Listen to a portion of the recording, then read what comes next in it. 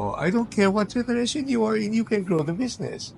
Kung mali naman ang foundational values, second generation, first generation lang, patay na yung business mo eh. So, that is one thing you have to put in context. Okay. Pero ito yung sinasabi mo, first, second, and third, very true yan. Doon sa mga maling philosophy ng magulang. Ano yan? Number one, dahil galing ako sa hirap, hindi ako makapapayag ni yung anak ko'y makaranas din ng hirap.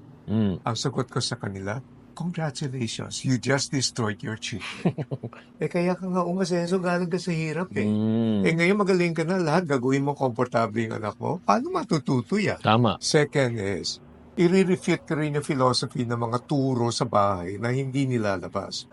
Dalawang klaseng tao lamang dito sa mundo. Yung manloloko at yung niloloko. Kaya anak, mas mabuti na yung ikaw yung manloloko. Nagtataka ngayon ng magulang mo, buhay pa sila, niloloko sila eh. Oo. Ayan ang tituro. Values. Di pag naging business niya, lolokohin na yung customer niya. Pag nag-partner siya, lolokohin niya yung partner niya. Bumabalik.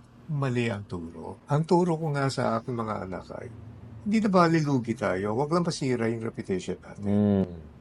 Bawiin natin, pera lang yan eh. Pero pag nasira ngayon yung pangalan mo, sarado na yung mundo.